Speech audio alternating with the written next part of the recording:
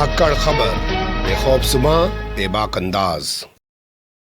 धाकड़ खबर के news room से मैं आपके साथ हूं अकरम रईस खान। ऐसा लगता है कि भारतीय जनता पार्टी का छोटे से छोटा कार्यकर्ता और बड़े से बड़ा नेता अपने आप को बहुत बड़ा प्रचारक साबित करने में लगा हुआ है, दिखाने में लगा हुआ है, जताने में कोई कमी नहीं छोड़ रहा है। एक वो फिल्म बनाई है विवेक अग्निहोत्री ने। उस फिल्म में कहानी दिखाई गई है कश्मीरी पंडितों के कथित नरसंहार की, और उस फिल्म का नाम आप सब लोग जानते ही हैं। उस फिल्म ने काफी धूम मचा रखी है, खूब पैसा विवेक अग्निहोत्री ने उससे बटोर लिया है। फिल्म का नाम है द कश्मीर फाइल्स। लेकिन हमारा यहाँ पे ये कहना है कि सिर्फ प्रचारक बनने की होड़ नहीं लगी हुई है भाजपाइयों के अंदर।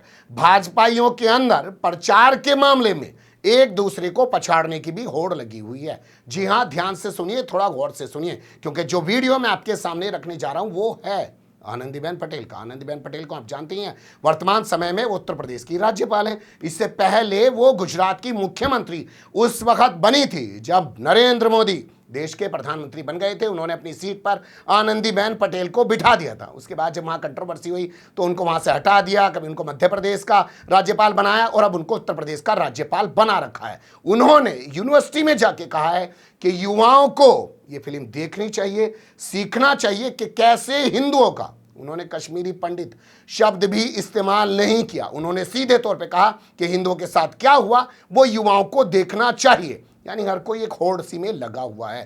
पूरा वीडियो आनंदीबेन पटेल का आपके सामने रखूंगा, लेकिन उससे पहले दो तस्वीरें उस यूनिवर्सिटी से सामने आई हैं जिसका नाम है डॉक्टर भीमराव अंबेडकर यूनिवर्सिटी। आप जानते हैं बाबा साहब भीमराव अंबेडकर किसी भी धर्म को फॉलो नहीं करते थे। हालांकि आखिरी दिनों में उन्होंने आके बौद्ध धर्म इख्तियार जरूर कर लिया था, लेकिन जो उनके अनुयायी हैं वो भी ज्यादा धर्म का पीछा नहीं करते हैं और शिक्षा के मामले में तो वो धर्म को अलग ही रखते हैं। लेकिन इस यूनिवर्सिटी में कल कुछ ऐसा नज़ारा देखने को मिला कि लगा ही नहीं कि यूनिवर्सिटी बाबा साहब भीमराव अंबेडकर के नाम पर बनी हुई है। बता दें आपको, ये उत्तर प्रदेश के आगरा में स्थित है और इसका 87वां दीक्षांत समारोह था। इसमें राज्यपाल के नाते आनंदीबेन पटेल यहाँ पहुंची और उन्होंने जो एक बयान दिया कि युवाओं को द कश्मीर फाइल्स देखनी चाहिए क्योंकि हिंदुओं का कत्लेआम कैसे हुआ उन्हें सीखना चाहिए। उनका यह बयान सामने आने के बाद कई तरह के विवाद खड़े हो गए, लेकिन जैसा कि मैंने बताया कि इस यूनिवर्सिटी में दो ऐसी तस्वीरें सामने आई, उनसे पहले आपको रूबरू हो जाना चाहिए। आनंदीबेन पटेल ने यहाँ मुख्य अतिथि के तौर पर मौजूद स्वामी चिद्यानंद सरस्वती महाराज का जिक्र किया कि मैं उनकी बड़ी आभारी हूं, वो मुख्य अतिथि के तौर पे यहां शामिल हुए। पहले आप उनका संबोधन सुनिए, फिर बताता हूं सवाल क्या खड़ा हो रहा है। आज के दीक्षांत समारोह में मुख्य अतिथि के रूप में उपस्थित आध्यात्मिक गुरु स्वामी चिदानंद सरस्वती महाराज का मैं स्वागत एवं अभिनंदन करती हूं।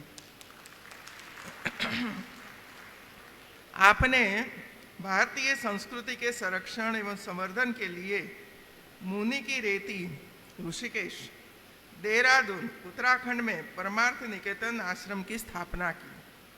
यह मेरा सौभाग्य रहा कि मुझे परमार्थ निकेतन आश्रम जाने का सुअवसर प्राप्त हुआ। मुझे आशा है कि आप द्वारा यहाँ दिया गया दीक्षांत उद्बोधन हमारी युवा पीढ़ी को अवश्य प्रेरित करेंगे।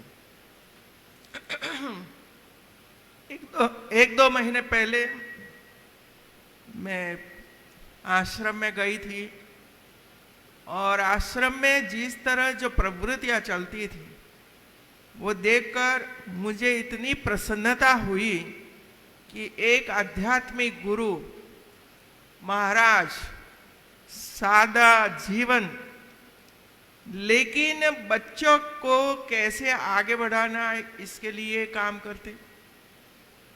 गंगा जी का शुद्धिकरण का बड़ा पैमाने पर काम कर रहे हैं और इसमें कई लोगों को इसमें जोड़ा है। शायद भारत में जहां जहां गंगा जी बह रही है वहां 5 के 6 स्थान पर शाम को गंगा आरती हो, इसका प्रबंध भी उन्होंने करवाया, क्योंकि गंगा की जो धारा है इससे हम जुड़े रहे और गंगा जी को स्वच्छ बनाते रहे। मित्रों, आश्रम में सुबह में यज्ञ हो और जितने लोग बाहर से दर्शनार्थी आए सब इसमें शामिल होते हैं, स्वेच्छा से शामिल होते हैं, और शाम को भव्य आरती होती है मित्रों। ऐसे कई काम वहाँ स्वामी जी कर रहे हैं।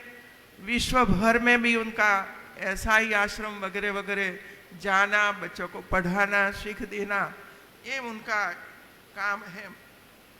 मैं तो वहाँ जाकर 3-4 दिन रही थी और काफ़ी समय उनके जीवन, वो कैसे पढ़े, कैसे आगे आए, कैसे साधु बने, क्या कष्ट भोगा आपने, इतनी सारी बातें उनके मुख से मैंने सुनी थी। इसी वजह से मुझे बहुत ही अच्छा लगा।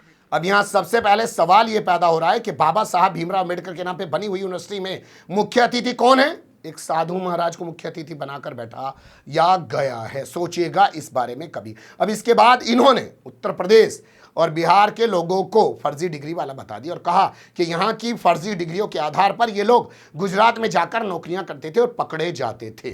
और इसी वजह से सभी समितियों बनाना, जिम्मेवारी सौंपना और समय समय पर समीक्षा करना, यह हमारा काम है मित्रों। यूनिवर्सिटी का काम है ये सब, और ये काम अभी हो रहा है। मुझे अच्छा लगता है कि धीरे धीरे करके यूनिवर्सिटी आगे बढ़ रही है।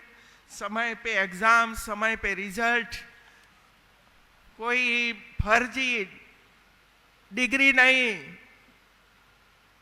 तो बोलबाला थी, बिहार हो, यूपी हो, हमारे यहाँ जब वही डिग्री आती थी गुजरात में मित्रों। ये स्थिति में परिवर्तन लाना है मित्रों। सुन लिया, अब ये भी झेल लीजिए क्योंकि ये राज्यपाल हैं और आदित्यनाथ योगी दोबारा सत्ता में आ चुके हैं और नरेंद्र मोदी फिर से 2024 में सरकार बनाने की कोशिशों में लगे हुए हैं। तो राज्यपाल के पद पर बैठे हुए लोग किस तरीके के बयान दे रहे हैं बिहार और उत्तर प्रदेश से जुड़े लोगों के बारे में। सोचिएगा किसी कांग्रेस के नेता ने इस तरीके का बयान दे दिया होता, जैसे आपको याद होगा राहुल गांधी ने जाके कह दिया कि साउथ इंडिया के लोग सोच के मामले में नॉर्थ इंडिया के लोगों के मुकाबले ज्यादा परिपक्व होते हैं, उस पर बवाल मचा दिया गया। जैसे कभी बयान दे दिया जाता है गुजरातियों के खिलाफ कि जितने तमाम लोग पैसा लेके भागे इस देश से, मोदी हों या जितने भी तमाम लोग हों, वो असल में गुजराती हैं, तो उसको ये मुद्दा बना देते हैं। लेकिन ये यहाँ खड़ी होकर बड़ी जिम्मेदारी से कह रही हैं कि बिहार और उत्तर प्रदेश के लोग फर्जी डिग्रियां लेकर गुजरात में नौकरी करने जाते हैं। अब आपका मान सम्मान ना जागे तो उससे हमें कोई लेना देना नहीं है, लेकिन ये युवाओं को जगाने की जरूर कोशिश कर रही हैं। शिक्षा के मामले में नहीं, हिंदुओं के कत्लेआम के मामले में। कश्मीरी पंडित नाम का शब्द भी इन्होंने इस्तेमाल नहीं किया है द कश्मीर फाइल्स फिल्म का प्रचार करते हुए। इन्हीं की ज़बानी सुन लीजिए। अभी थिएटरों में और टीवी में बड़ी चर्चा हो रही है कश्मीर फाइल्स की। आज के जो युवान हैं 30-35 साल से कम उम्र वाले, क्या उसको कश्मीर की स्थिति बनी थी उसको पता है? दबा दिया गया मित्रों। हम लोगों को पता है क्या होता था हिंदुओं के साथ, क्यों छोड़ा सब लोगों ने, कैसे साथ महिलाओं के साथ अभद्र व्यवहार होता था। वैसे किसी ने अपना ये सब छोड़कर ऐसे नहीं आए।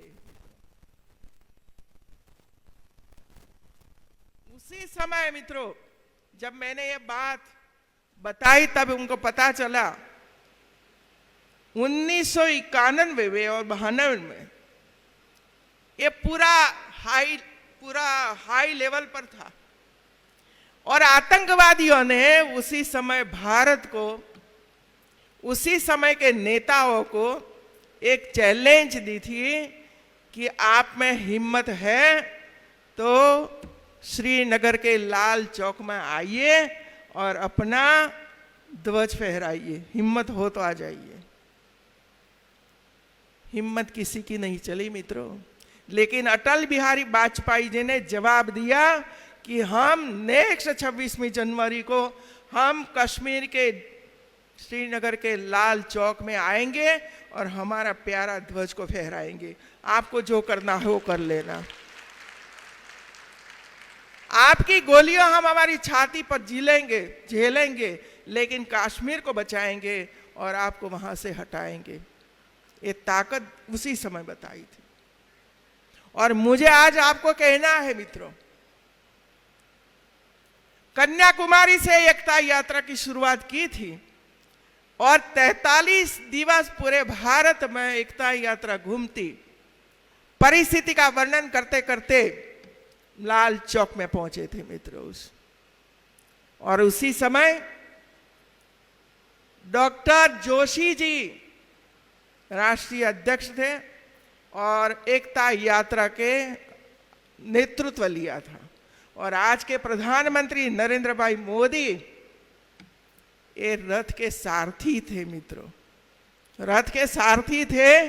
और 45 दिवस की यात्रा पूर्ण करके 26 जनवरी को लाल चौक में पहुंचे थे। 150 लोग थे और राष्ट्रध्वज फहराया था। ये आतंकवादी प्रवृत्ति चलती थी, इसके सामने फहराया था मित्रों।